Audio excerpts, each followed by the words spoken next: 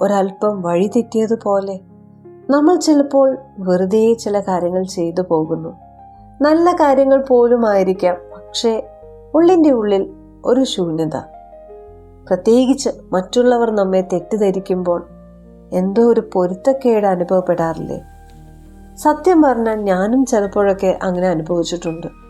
ഈ ജീവിതയാത്രയിൽ ബന്ധങ്ങളിൽ വെറുതെ ഒഴുകി നടന്നാൽ പോരാ, അവിടെ നമ്മൾ കുറച്ചും കൂടി പക്വതയോടെ ചിന്തിക്കേണ്ടതുണ്ട് എന്ന് എനിക്കും പഠിക്കേണ്ട സിറ്റുവേഷൻസ് ഉണ്ടായിട്ടുണ്ട്.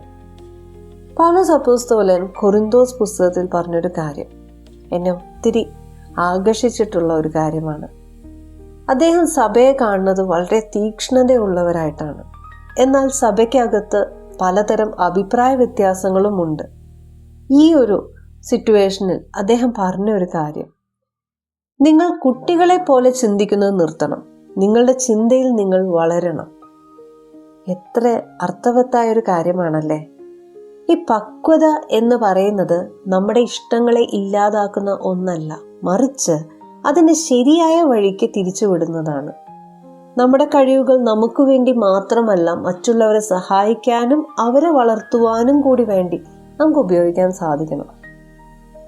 ഒന്ന് ആലോചിച്ചു നോക്കിയേ, ശരിക്കും നല്ല ബന്ധങ്ങൾ നിലനിർത്തണമെങ്കിൽ നമ്മുടെ ഓരോ പ്രവൃത്തിയും മറ്റുള്ളവരെ എങ്ങനെ ബാധിക്കും എന്നുകൂടി നമുക്ക് ചിന്തിക്കാൻ സാധിക്കണം.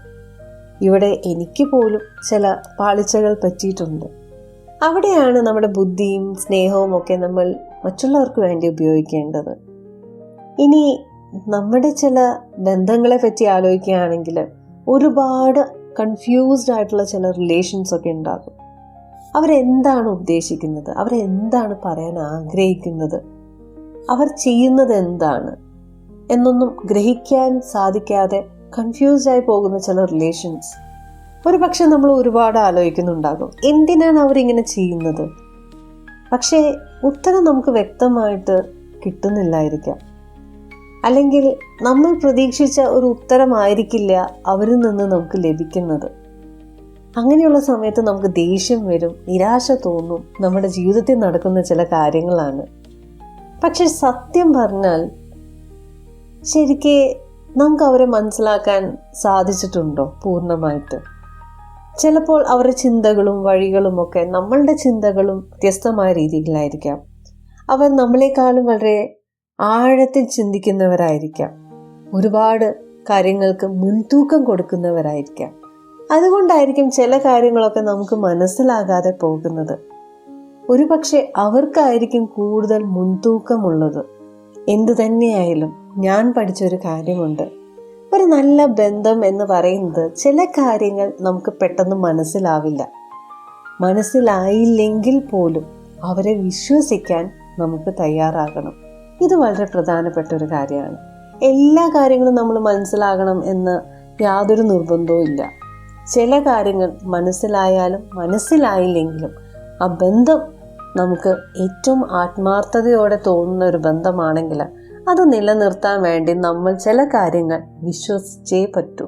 അവരുടെ നല്ല സ്വഭാവത്തിൽ നമുക്കൊരു വിശ്വാസം ഉണ്ടായിരിക്കണം.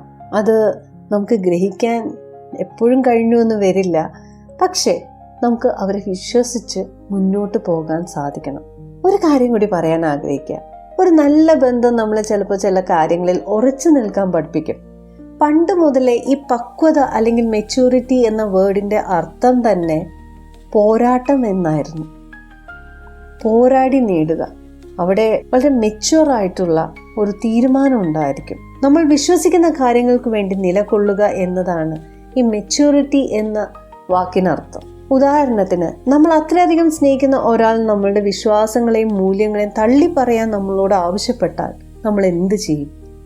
അവിടെ നമുക്ക് ഒരുപാട് വേദന ഉണ്ടാകും, അല്ലേ? പക്ഷേ ചിലപ്പോൾ നമ്മുടെ ചെറിയ ചെറിയ ഇഷ്ടങ്ങൾക്കും സൗകര്യങ്ങൾക്കും വേണ്ടി നമ്മൾ നമ്മളുടെ ചില വിശ്വാസങ്ങളെയും ബന്ധങ്ങളെയും വേണ്ടെന്ന് വെക്കേണ്ടി വരും.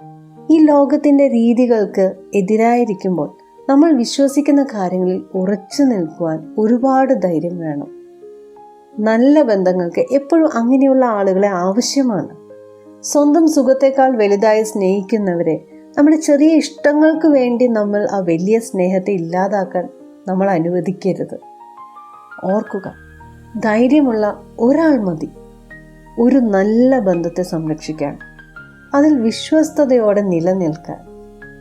ഒരുപക്ഷെ ആ ഒരാൾ നിങ്ങളായിരിക്കാം. മുന്നോട്ട് വന്ന് കുറച്ചും കൂടി പക്വതയോടെ പെരുമാറാനുള്ള സമയമാണിത്.